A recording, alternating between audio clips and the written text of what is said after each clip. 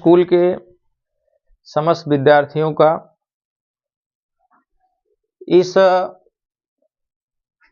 Important question के महासंग्राम में स्वागत है। जैसा कि कल हम चर्चा किए थे बहुपद पर, बहुपद क्या होते हैं, बहुपद के शून्य क्या हैं, उनके गुणांकों के मध्य संबंध, ठीक है। और कुछ वैल्यू आपको दी जाती है तो कुछ वैल्यू का आपका मान निकालना रहता है, तो इस पे चर्चाएं पिछली वीडियो में हो चुका है। उसी से संबंधित एक बेहद इंपॉर्टेंट क्वेश्चन जो कि आपसे 4 नंबर में कितने अंक पूछते हैं, इस टाइप के क्वेश्चन 4 अंक में आते हैं। कितने अंक में? 4 अंक में, ठीक है। तो क्या दिया गया है देखिए, बहुपद x² + 5x + 2 है तथा इनके शून्यक अल्फा और बीटा है, ठीक। तो एक अन्य बहुपद बनाना है जिनके शून्य क्या है, 1/अल्फा और 1/बीटा है, यानी इसमें परिवर्तन कर दिया। मतलब एक बहुपद दिया गया है, उसके शून्य भी दिए गए हैं, एक अन्य बनाना है जिसके मूल या शून्य 1/अल्फा 1/बीटा है, ठीक है। चलिए इसको हल करते हैं, देखते हैं कैसे सरलतम से सरलतम कैसे हल किया जाएगा इसको, ठीक है। तो बहुपद पहले क्या दिया गया है, बहुपद दिया गया है x² + 5x + 2 है। तो यहाँ पे लिख देना, 60 में भी लिख सकते हो आप, तुलना से। तुलना किससे की जाती है? जिससे a b का मान निकलता है। तो यहाँ पे a की वैल्यू 1 आ जाएगी, x के बगल b होता है तो b की वैल्यू 5 हो जाएगी, और यहाँ पे c की वैल्यू कितनी मिलेगी? 2, ठीक। तो शून्य का, इनके शून्य का अल्फा बीटा है, तो शून्य क्या है? शून्य है अल्फा कॉमा बीटा। तो आप क्या निकाल सकते हो, फर्स्ट केस में पहले निकाल लीजिए अल्फा प्लस बीटा, शून्यकों के योगफल। तो क्या बताए सूत्र, -b/a। तो b की वैल्यू रखो, कितना है? -5। a की वैल्यू कितना है? 1, तो इसकी वैल्यू कितनी आ गई? -5। सेकेंड केस में आप निकाल लो क्या, अल्फा इंटू बीटा। तो अल्फा इंटू बीटा के लिए सूत्र बताए थे c/a। c की वैल्यू कितनी है? 2, और a की वैल्यू कितनी है? 1, तो इसका मान कितना आ गया? 2। अब हमें बहुपद बनाना है जिनका शून्य 1/अल्फा 1/बीटा है। क्या है, आप लिखोगे अन्य बहुपद का शून्य क्या दिया गया है? 1/अल्फा है और 1/बीटा, ठीक। अब इसका हमें क्या बनाना है?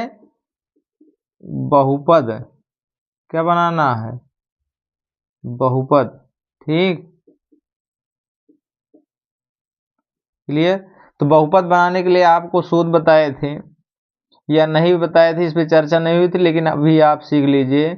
x² माइनस होता है शून्यकों का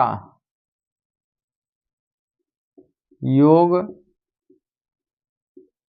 इंटू x, फिर होता है प्लस शून्यकों का गुणन। क्या होता है? गुणन, ठीक। अब यहाँ पे ध्यान दें, अब यहाँ पे 1/अल्फा 1/बीटा है, तो आप सबसे पहले शून्यकों के योग निकालो।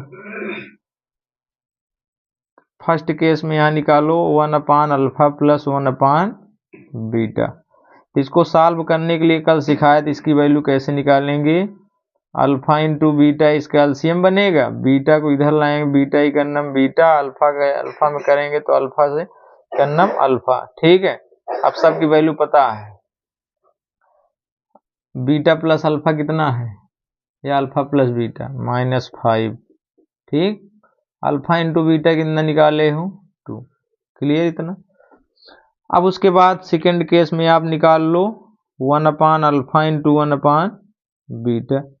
तो इसको आप मल्टीप्लाई कराओगे, अल्फा इंटू बीटा आ जाएगा। तो अगले स्टेप में अल्फा इंटू बीटा का मान क्या निकाले? 2। तो यहाँ पे लिख दोगे, अतः अभीष्ट बहुपद हमारा क्या मिलेगा?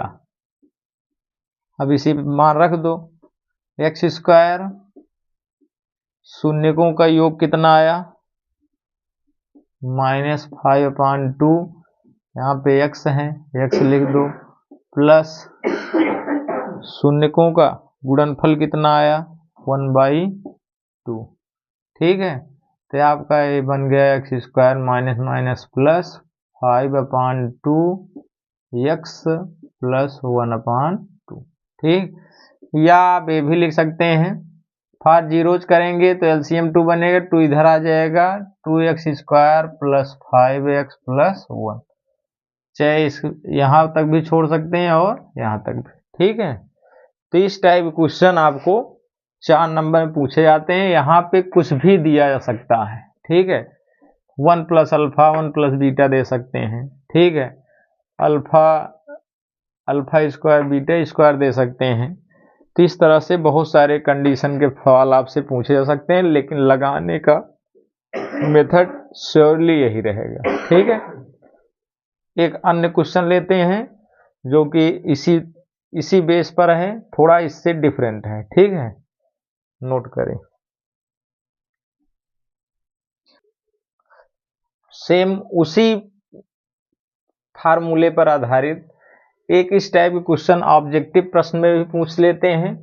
ज्यादातर ऑब्जेक्टिव प्रश्न बनता है क्योंकि आपके ऑब्जेक्टिव क्वेश्चन के महत्व को आपको पहले ही बता चुके थे। ठीक है, कि अगर ऑब्जेक्टिव क्वेश्चन अगर गलत हुआ तो 1 नंबर 2 नंबर 3 नंबर, जितने क्वेश्चन आप गलत किए उतने आपके माइनस होंगे। ठीक है, तो बहुपद से भी बहुत सारे क्वेश्चन पुटअप किए जाते हैं, ऑब्जेक्टिव में भी आ सकते हैं और लिखित में भी। लिखित में आएगा तो इस हिसाब से आएगा जैसे अभी इससे पहले चर्चा हुई थी। ठीक है ना, चलिए इस पे चर्चा करते हैं। क्या है, सब कुछ उसी पे आधारित है, जितने सूत्र कल बताए थे सेम उसी बेस पर है। ठीक है, तो इसका हल देखते हैं। क्या है, बहुपद लिखें। बहुपद क्या दिया गया है, 2x square plus 3x plus a है। ठीक है,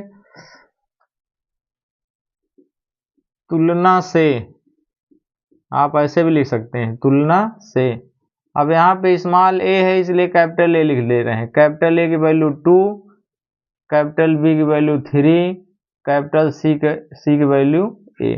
ठीक है, तुलना करेंगे इस हिसाब से निकल आएगा। तुलना किससे करते हैं, व्यापक आपको बताए थे, जैसे स्मॉल a स्मॉल b कुछ दे दिया गया तो आप ऐसे भी लिख सकते हो ax square plus bx plus c, इससे तुलना की गई है। ठीक है, एक्स स्क्वायर बगल a है तो यहाँ पे 2 है, a की वैल्यू 2 आ गई, b है तो b की वैल्यू 3 आ गई, c है तो c की वैल्यू a आ गया। ठीक है, अब देखिए दिया क्या गया है उसको नोट कर लें।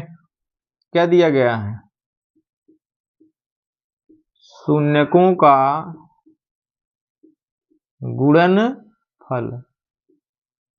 क्लियर, शून्यकों का गुणनफल दिया गया है कितना 2, आपको शोध बताए थे। ठीक है, उस हिसाब से शून्यकों का गुणनफल क्या होता है, c/a इक्वल कितना है 2। ठीक है, c की वैल्यू रख दो, कितना है a की वैल्यू कितनी है, यहाँ पे 2 है, यहाँ पे आ गया 2, क्रॉस मल्टीप्लाई करा दे, 1 का a में होगा a, 2 का इसमें होगा 4। नीचे लिख सकते हैं, अतः a का मान 4 होगा।